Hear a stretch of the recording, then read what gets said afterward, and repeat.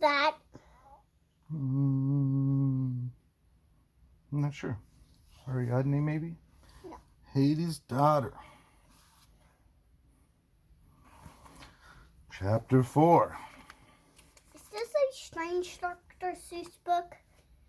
It's a strange book, not a Dr. Seuss book, no. Well, is it a different Dr. Seuss book? No, this book is by Sara Douglas. She wrote this book.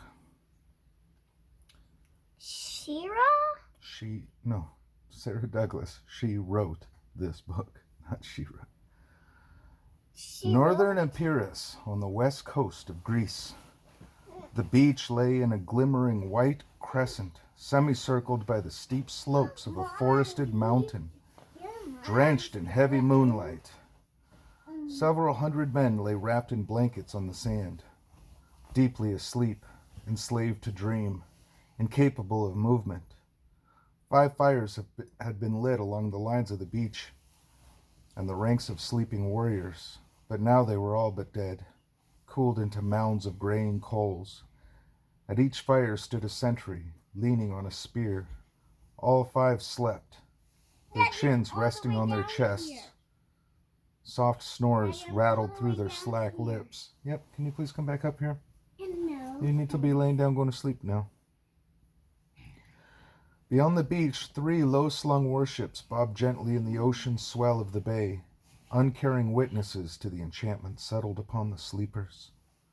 The waters at tide's edge were calm one moment, bubbling silently the next. A woman rose from the shallows, strangely dry for her manner of arrival. For a heartbeat, she shimmered, as if she were a mere apparition. Then her figure hardened and became as if real. She was tall and sturdily built, her dark auburn hair bundled carelessly into a knot at the top of her head, her small high breasts left bare, her hips clad with a short green girdle bound about her waist with a few twists of a leather thong. Across her back rested a quiver of golden arrows, and over her left shoulder lay a silver hunting bow of exquisite workmanship. The woman strode across the beach and paused at the edge of the first wave of sleepers. Her lip curled, as if she found them not to her taste. She stepped over them and walked loose-hipped and confident between the ranks of sleepers to the very far end of the beach. Here, slightly apart from the others, lay a single warrior. To one side lay his clothes, a waistband of twisted leather bound with scarlet and gold cords.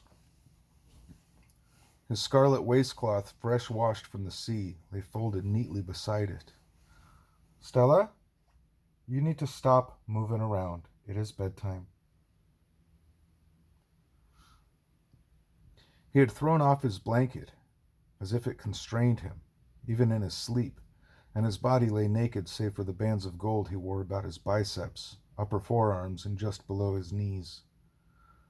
5 craftsmen had wrought these golden bands, and on each one of them they had embossed the same repeating symbol, a spinning crown over a stylized unicursal labyrinth. Stella, you were going to fall off the bed.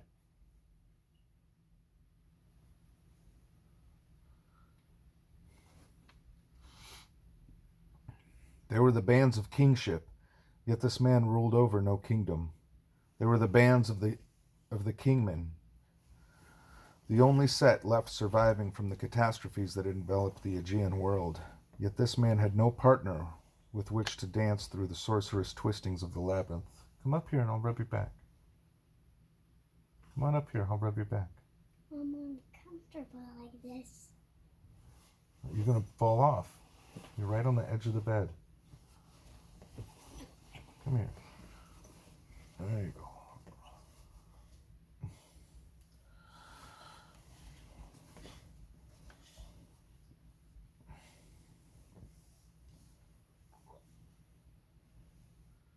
Okay, can I read?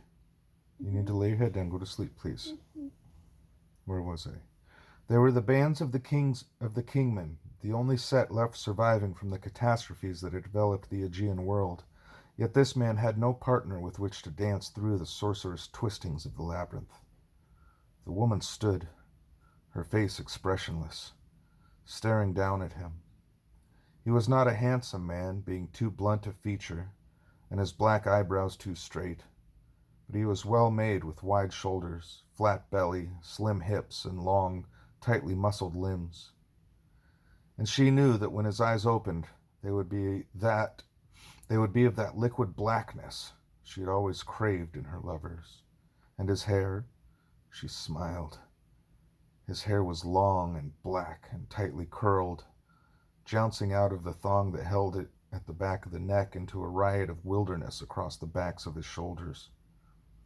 She longed to free it, to perfume it with scented oils, to run her fingers through it and bring it to her lips, and to sink her fists into it so tightly that he could never escape her. She could see Aphrodite's blood in that hair, and it excited her. Her body trembled, and suddenly, sick of her silent watching, she bent down, grabbed the man's beautiful hair, and gave his head a hard yank. He jerked instantly out of dream, and as instantly knew by the bow and arrow who it was bending down over him, staring at him intently. "Artemis?" he whispered. He rose on his elbows, his face showing both confusion and awe. "I thought you dead." She smiled, pleased with her deception. "Me? Dead? How so, when I am so fully fleshed?" She pulled her hand from his hair. "Rise and walk with me." He did so, not once taking his eyes off the goddess of the hunt. His movements fluid and graceful, warrior trained and battle honed. He did not reach for his waistcloth, treating the goddess with the same respect he would one of his warriors. Once he was standing, Artemis turned and walked a few paces away, and the man followed, tense with excitement. They walked in silence, Artemis a pace or two ahead of the man, until they had reached the very end of the beach, where rocks rose in a sheer face to the first of the forested slopes of the mountain. "You've been wandering now for how long?" she asked, as she turned to face him. She leaned back, resting her buttocks on a rock and folding her arms. She considered him carefully, not bothering to disguise the admiration with which she ran her eyes down his body. It was, after all, what she and hers had been waiting for so long. 15 years, he regarded her evenly. There was still awe in his eyes, but caution and speculation also, and that pleased Artemis. This man was no fool. 15 years. And what have you learned in those 15 years? Hunger. She smiled, the expression predatory. Hunger for what? He took a deep breath, his wonderful black eyes losing some focus, and she needed no more answer. She laid a finger on one of the golden bands about his right arm. You hunger for your heritage. You hunger for power. You hunger for Troy. Aye, his voice was tight, almost breathless. Yet how can this be? Troy has been ashes for over 90 years. Troy is in my blood. He placed his left hand over his finger where it still lay on the golden band. It was a bold move, touching a goddess.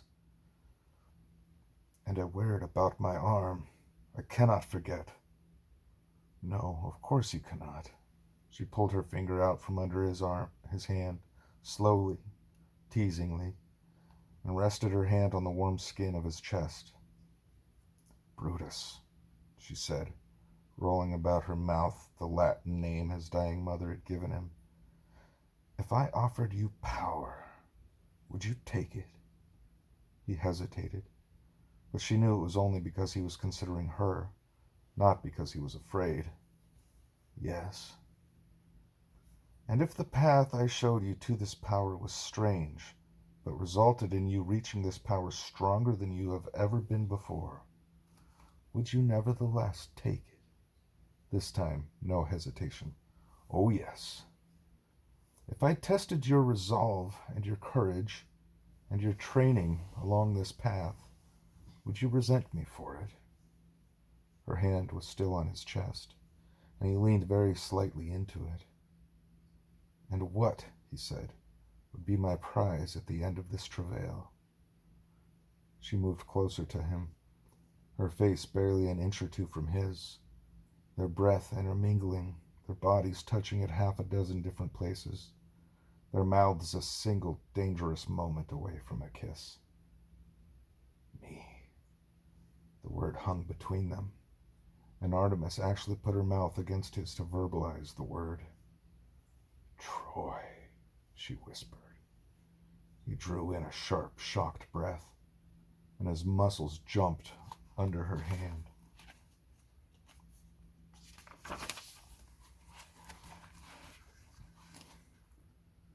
She moved away from him just slightly, the better to see the incredulity, the lust in his face. Oh, yes, this was the man she wanted. Troy, he said, his voice barely above a whisper, do you not wear the kingship bands of Troy? Her hand was moving in warm, slow circles over his chest. Troy is gone. Ashes.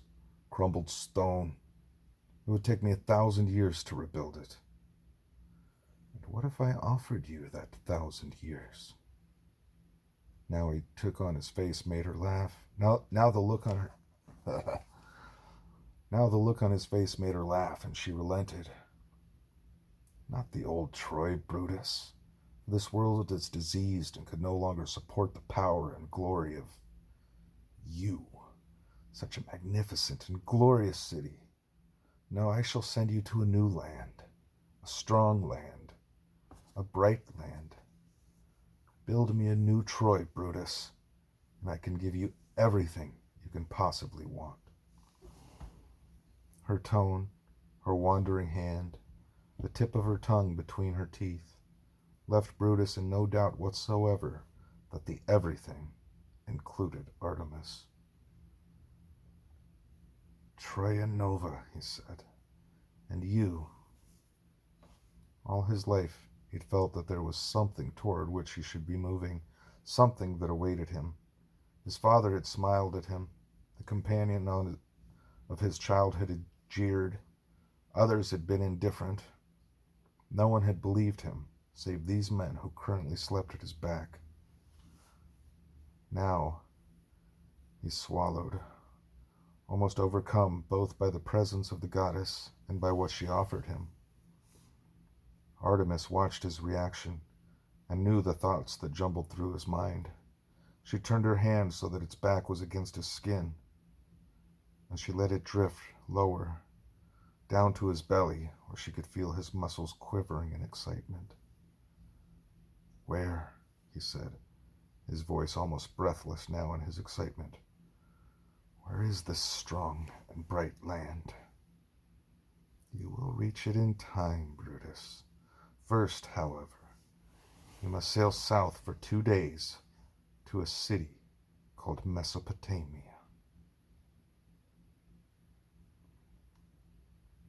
My long and dangerous travail. Aye. Her hand was moving more deliberately now, and she could feel how much her touch excited him. Their eventual matching would be all she had hoped for. Mesopotamia is ruled by a king called Penthrasus. There's a great test for you in this city of Mesopotamia.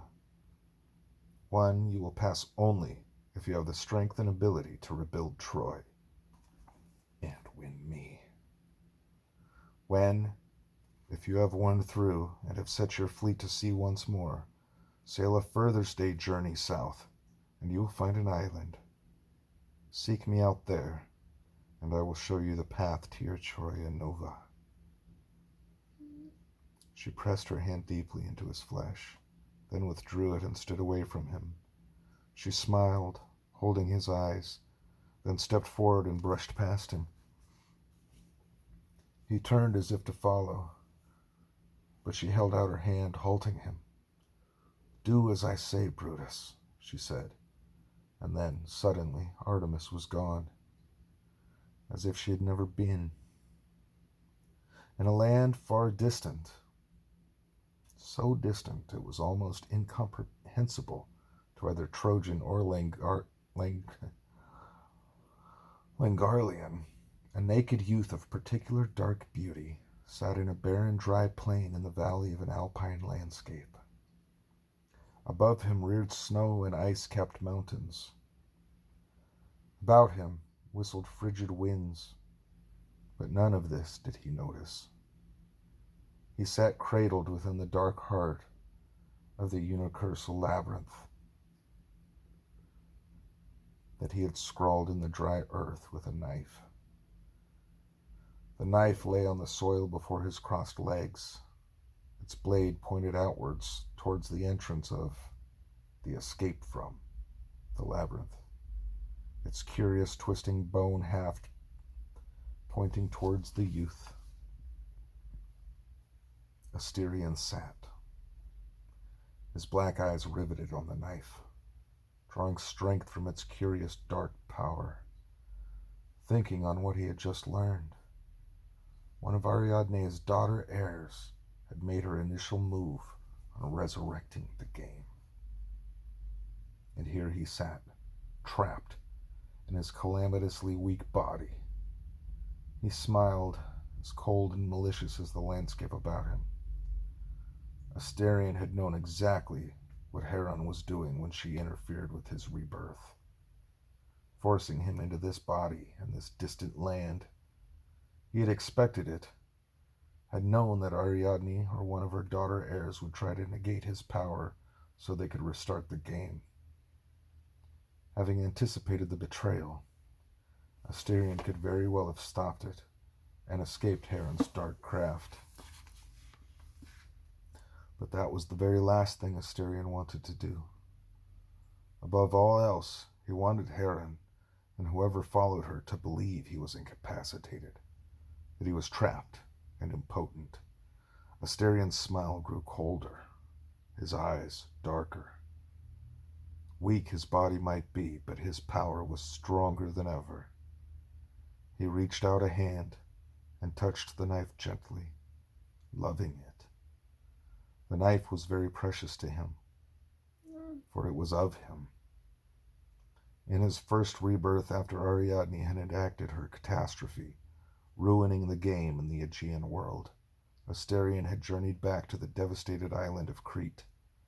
There he searched out the remains of his former body, the body that Theseus had murdered with Ariadne's aid, and cut from its skull the two great curved horns. These Asterion had then worked, with the skills both of power and of craftsmanship, into the twisted bone handle that now adorned the blade of the knife. In the months and years ahead, this knife was going to be his friend and his ally, his voice, and the weapon that he would use against Heron's daughter heir, Genovesa. And this man she had picked as her partner in the game. Weak? No. Asterion was stronger than ever. His smile died. His eyes glittered.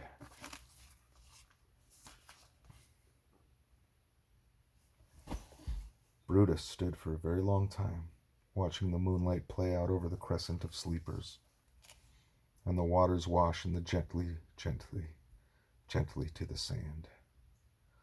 Troy. He was to rebuild Troy. He could feel the excitement deep in his belly, as powerful an urge as the sexual longing Artemis had roused in him. And he lifted his arms and placed his hands on each of the golden bands that encircled his biceps. Troy. Home regained. It was 98 years since Troy had fallen to trickery and betrayal. 98 years since the Trojans who'd survived the betrayal had wandered homeless about the lands of the Mediterranean. 98 years during which thousands had died. More thousands had been enslaved, and others, like himself and his comrades, had journeyed purposeless, fighting as mercenaries when asked, sometimes fighting when not asked for the sheer relief of it, sometimes settling for a season or two to aid some tiny community sow and harvest crops, always constantly searching. Now, the searching might not be completely done, but the waiting was over. Brutus was to regain his heritage. Troy. He took a deep breath, tipped back his head, and opened his arms to the moonlight, as if in silent exultation. The next moment he was crouching in the sand, eyes moving warily about the beach, as a shout of sheer terror swept over the sleepers. Men rolled out of their blankets, hands grabbing at weapons, and Brutus, vulnerable in his nakedness, ran back to where his sword lay. But by the time he had reached the tangle of blankets, both he and the other men were relaxing back from their alert. The shout had come from one of the sleeping men. A dream, no doubt. There were a few murmured words and a snort of laughter. Then the men lay back down to their sleep once more. But Brutus now could see which sleeper it was who had shouted in dream terror, and his shoulders were again tense. Membricus, tutor, friend, one-time lover, and Brutus knew only too well, a powerful seer. Membricus, Brutus said, kneeling where his friend sat wide-eyed in his blanket. What have you seen? Membricus, a lean, older man with wide, thick lips, even but yellowing teeth, and a shock of gray curls twisting around the sides of his balding pate, turned to look at Brutus. His gray eyes, normally cool and distant, now had retreated to the color and warmth of ice. The game has begun, he said, low and hoarse. The game is dead, Brutus said, perhaps too sharply. It died with Ariadne's betrayal. Membricus shook his head, then looked at where his hands clutched into his blankets. Brutus could see that their fingers trembled. The game has only been waiting. Now it has awoken. It was a dream, Membricus. A dream. Membricus raised his eyes back to Brutus. They were once again clear and part of this world. The game is stirring, he said. Then he sighed, and turned away from Brutus, and rolled himself back into his blanket. The game is stirring? Brutus slowly stood, staring at Membricus's form. Power, the goddess had offered him. His heritage. Again, Brutus' hands strayed to the golden bands about his biceps. Of course, he whispered, and he shuddered at the thought of the degree of power that would be his if the game was indeed stirring. 1,000 years, she had teased him, and perhaps that was no tease at all. Brutus did not sleep the rest of the night. Instead, he paced up and down the beach, staring out to sea, watching the light catch on the crescents of the breaking waves, waiting impatiently for the dawn of the start he could make toward his heritage. Waiting impatiently for the dawn and the start he could make toward his heritage. And thus ends chapter 4.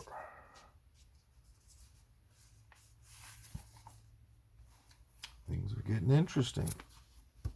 Till next time.